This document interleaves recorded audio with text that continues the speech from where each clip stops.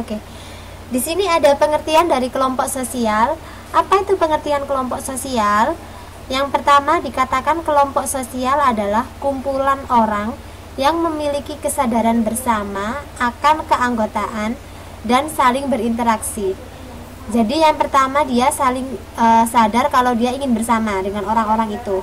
Yang kedua mereka saling berinteraksi. Kemudian ciri yang berikutnya, pengertian dari kelompok sosial adalah kumpulan individu yang saling memiliki hubungan. Dalam kelompok itu mereka saling berhubungan ya. Kemudian saling berinteraksi sehingga mengakibatkan tumbuhnya rasa kebersamaan dan rasa memiliki.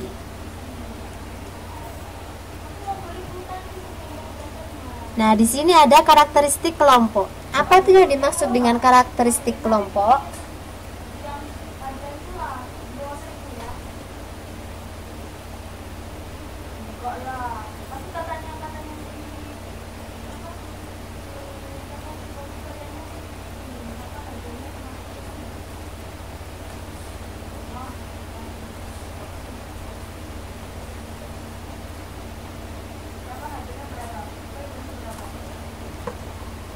Ciri-ciri, karakter, sifat, ciri khusus. Oke.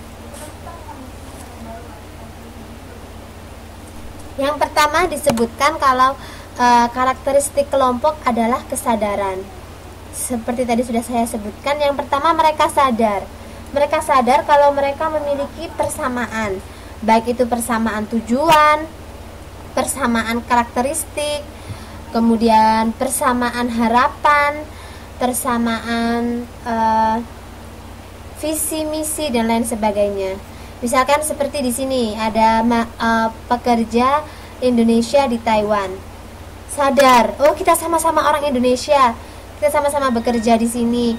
Ayo kita bikin kelompok yuk, kelompok pekerja tenaga kerja Indonesia di Taiwan misalkan. Nah kemudian setelah mereka sadar akan kesamaan atau tujuan dan visi misi mereka, muncullah suatu harapan. Harapan ini tidak hanya untuk short term, tapi untuk long term. Misalkan, oh harapannya nanti bisa terjadi silaturahmi antara sesama pekerja Indonesia di Taiwan, betul. Ada visi misinya juga. Kemudian dengan adanya kelompok ini kita bisa saling membantu, bisa saling sharing kalau ada yang punya masalah misalkan. Nah, setelah ada harapan, muncullah kecenderungan. Kecenderungan apa?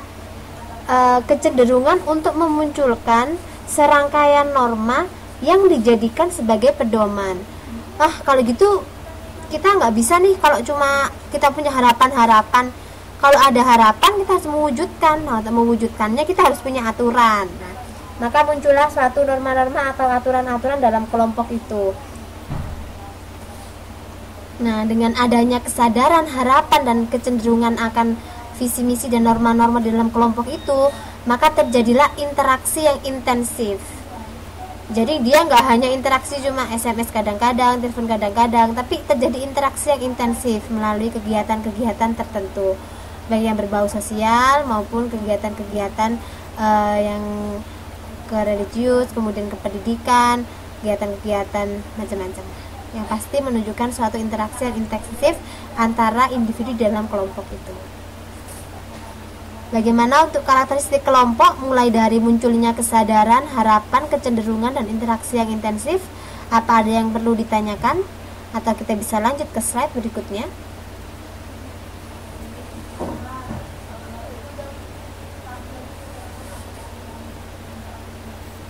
Lanjut, oke.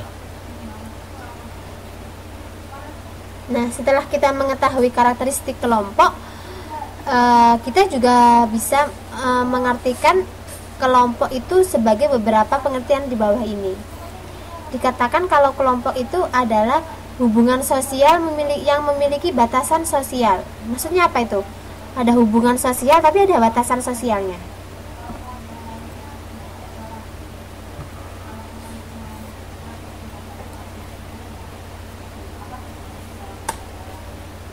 hubungan sosial yang memiliki batasan sosial. Apa itu?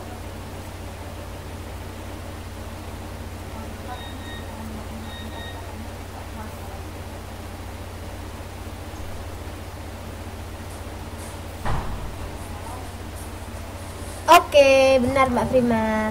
Jadi karena dia suatu kelompok, maka dia ada aturan-aturan, ada batasan-batasan, ada norma-norma.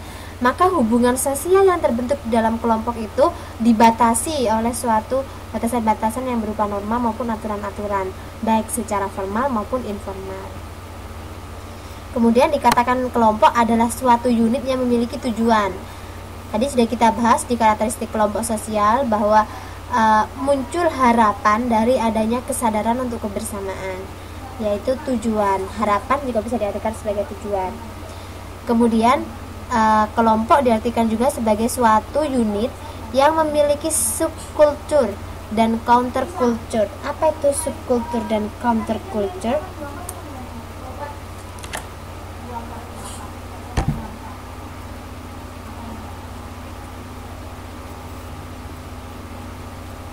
Kesamaan budaya. Ada yang lain? Subkultur. Culture itu kan kebudayaan. Berarti kalau subculture itu apa? Dia ada lagi yang lebih identik, budaya yang lebih signifikan lagi. Misalkan Indonesia, kita punya culture Eastern country. Jadi kita suatu negara daerah timur, negara dengan kebudayaan timur yang ramah tamah, lojinawi dan lain sebagainya. Tapi kemudian ada kelompok-kelompok di dalam Indonesia, misalnya kelompok masyarakat Dayak, kelompok masyarakat Padang, kelompok masyarakat Bali dan lain sebagainya yang memiliki subkultur dari diversifikasi dari culture Indonesia itu. Ada spesifik, jadi ada kebudayaan lagi yang spesifik dalam kelompok itu. Kemudian ada juga memiliki counter culture. Counter itu apa?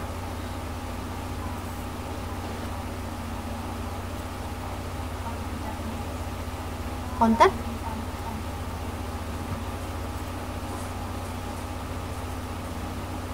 Jadi counter culture seperti kita tidak menerima budaya-budaya yang tidak sesuai dengan kelompok kita. Misalkan ada kan budaya-budaya dari kelompok lain yang tidak bisa kita terima. Jadi kita melaksanakan suatu kebudayaan yang subculture yang spesifik untuk kita, dan kita menolak untuk melakukan kebudayaan yang tidak sesuai dengan kelompok kita. Nah, kemudian kelompok itu juga diartikan sebagai suatu unit yang mengembangkan kesetiaan. Jadi di dalam suatu kelompok akan muncul rasa loyal atau kesetiaan terhadap kelompok itu sendiri. Nah, di sini ada jenis-jenis kelompok sosial. Untuk mengetahui jenis-jenis kelompok sosial itu banyak sekali ahli-ahli sosiologi yang mendefinisikan kelompok-kelompok sosial. Di sini ada 6 klasifikasi serta yang ketujuh ada klasifikasi yang lainnya. Di sini yang pertama ada klasifikasi Bierstadt. Kemudian ada klasifikasi Emil Durkheim. Ada klasifikasi Ferdinand Tönnies, ada klasifikasi Charles Horton Collie, klasifikasi oleh W.G. Sommer, dan klasifikasi oleh Robert K. Merton. Dan terakhir ada klasifikasi-klasifikasi yang lain.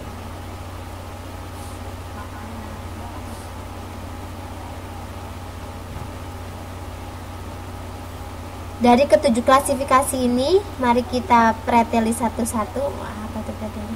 Kita jelaskan satu persatu.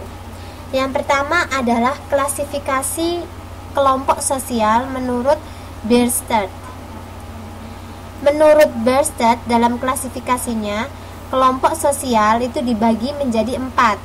Yang pertama adalah kelompok asosiasi. Yang kedua, kelompok sosial.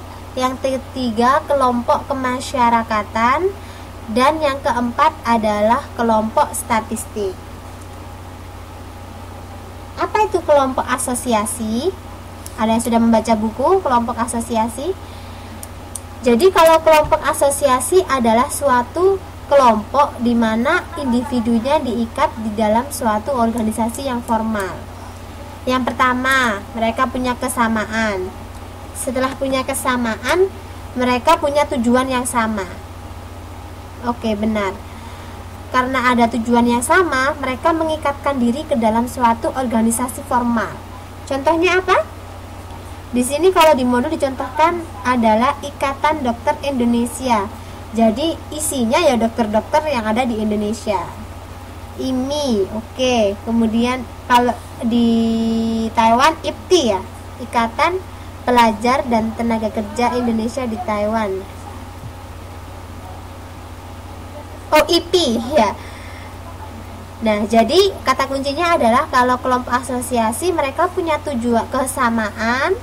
Kemudian setelah ada kesamaan, ada tujuan yang sama, dan mereka diikat dalam suatu organisasi yang formal.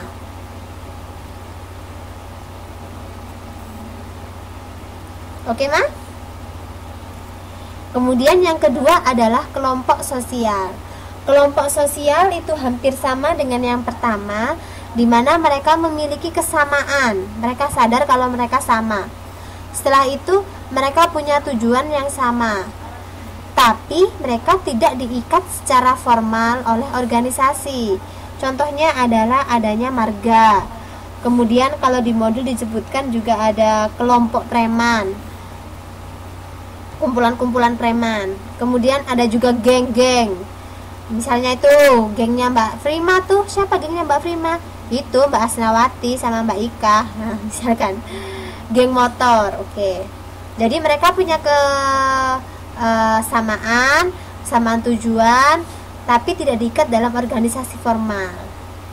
Kalau mereka diikat dalam organisasi formal, misalkan ada ikatan